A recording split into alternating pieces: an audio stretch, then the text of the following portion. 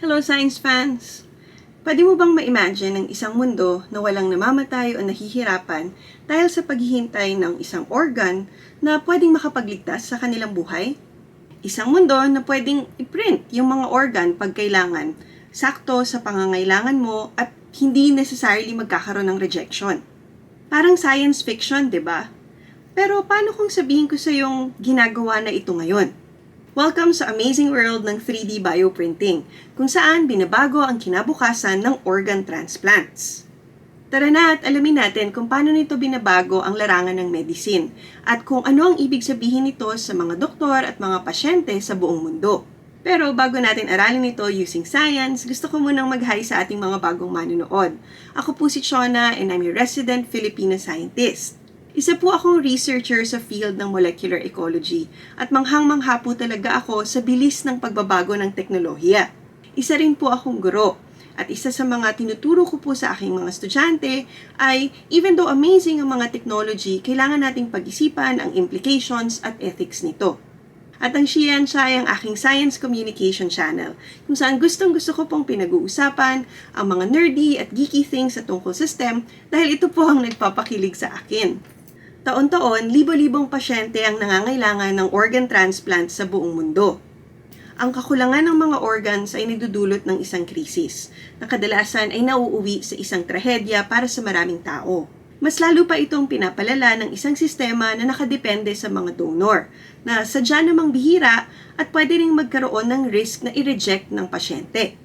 At nandyan din ang problema ng mga immunosuppressants. Yun ang iniinom ng mga pasyente para hindi nila ma-reject ang organ na na-transplant sa kanila. Bagamat nakakatulong ang mga gamot na ito, hindi pa rin maiiwasan ang mga side effects na pwedeng magkaroon ng pagtaas ng tsansa ng infeksyon at pwede ring makadamage sa ibang organs. Dahil dito, lumilitaw ang pangangailangan sa isang makabagong solusyon. Dito pumapasok ang 3D bioprinting. Ano nga ba ang 3D bioprinting? Isipin mo na lang na para siyang 3D printing kung saan gumagamit tayo ng plastic para gumawa ng prototypes o kaya mga laruan. Pero instead na plastic, ang ink na ginagamit natin ay buhay na cells. Ganito gumagana ang 3D bioprinting. Iniipon natin ang mga cells at binubuo siya layer by layer at gumagamit siya ng blueprint na nakabase sa katawan ng pasyente. At hindi lang basta-basta cells ang laman ng mga organs na ito. May laman silang blood vessels, tissues, at iba pang structures para siguradong gumagana ang printed organs katulad ng mga natural na organs. Pagkatapos i-print, nilalagay sila sa mga bioreactors kung saan pwede silang mag-mature at lumaki hanggang ready na silang i-transplant sa pasyente. Paano nga ba naging mahalaga ang 3D printing para sa medicine? Alam mo ba na hindi lang organs ang binabago ng 3D printing, binabago nito ang buong landscape ng field ng medicine. Mula sa custom prosthetics hanggang sa surgical models, pinapaganda nito ang accuracy ng pag-oopera at pinapabilis ang recovery ng mga pasyente. Isipin mo bago ang operasyon, meron ng eksaktong replika ng organ yung doktor na pwedeng pag-aralan. Posible na yun ngayon. Binabawasan nito ang pagkakamali, pinapabilis ang recovery time, at ginagawang mas accessible ang medical technology sa mga lugar na medyo malayo o hirap marating ng mga teknolohiya. Sa pamamagitan ng point-of-care manufacturing, pwedeng mag-print ng mga surgical tools at iba pang pangangailangan na siyang nakakabawas sa gastos at ginagawa ring mas efficient ang proseso. Pero nagkaroon na ba ng matagumpay na 3D printed organ transplant?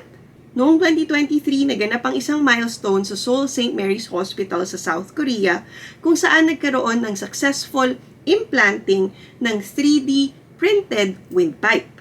Gamit ang CT scan at MRI scans ng pasyente, nakabuo ng 3D printed windpipe kung saan layer by layer binuo ito gamit ang mga cells at cartilage mula sa isang donor at pinalakas ito gamit ang isang biodegradable scaffold. Ang resulta, angkop na angkop ang windpipe doon sa pasyente, sukat na sukat, walang chance ng immunorejection at gumaling agad ang pasyente within 6 months. Pinapakita ng kasong ito na ang 3D bioprinting ay hindi lang isang dream for the future, nagagawa na ito ngayon. Pero ano nga ba ang benefits ng 3D bioprinting? Ito ang ilan sa mga pangunahing benepisyo. Customization. Kung ano man yung produkto mo ay akmang-akma sa anatomy ng pasyente. Accessibility, maaaring i-print siya on demand, kaya nababawasan ang waiting time. Surgical precision, mas eksakto kasi pwedeng gumawa ng anatomically correct surgical models, kaya nagiging mas mabilis ang paggaling ng pasyente. At pharmaceutical innovation din siya, kasi pwedeng gumawa ng customized drug delivery system para mas maging maayos ito para sa pasyente. Paano nalulutas ng 3D printing ang mga hamon ng organ transplantation? Tulad ng nabanggit na kanina, pwedeng solusyonan ng 3D bioprinting ang kakulangan sa mga available na organs kasi pwede kang mag-print on demand. Pero hindi lang yon. Ang totoong hamon ay yung kakayanan nating mag-print ng totoong vascularized at functional na organ na pwedeng gamitin sa pang-araw-araw. Kamakailan, nagagamit na rin ng AI para mag-design ng magandang blood vessel network na siyang nagpapaganda sa proseso ng mahigit 200 times. Kasi ito yung challenge before ng 3D bioprinting. Tinatayang aabot ng $2.5 billion ang market ng 3D bioprinting by 2033. Habang mas gumaganda ang teknolohiya, mas maraming hospital sa buong mundo ang gumagamit nito. Mula sa heart valves, papuntang tissue grafts, pati sa ngipin, at pati na rin buong organs. Sa bilis ng progress, tinatayang sa loob lamang ng ilang taon ay magiging normal na ang 3D bioprinting sa buong mundo. Kaya kahit may matinding krisis sa pangangailangan ng organs para sa transplantation, ang 3D bioprinting ay nagbibigay sa atin ng pag-asa. Pero alam mo kung ano pang mas magpapabilis sa progress kung dadami pa ang mga kababaihan sa STEM. Ngayong taon, meron ng mga nag-submit sa Scientia Thesis Grant at gusto po sana naming matulungan silang lahat.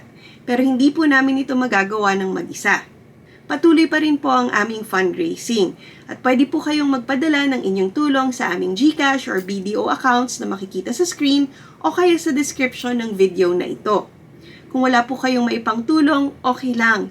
Pwede niyo pong ipadala ang video na ito o kaya ang aming mga social media posts para mas maraming makaalam sa aming advokasya. Sama-sama po tayong tumulong sa susunod na henerasyon ng mga kababaihan sa STEM. Meron po ba kayong tanong o kaya opinion tungkol sa 3D bioprinting? Magkwentuhan naman po tayo at i-share ang inyong mga saloobin sa comment section natin.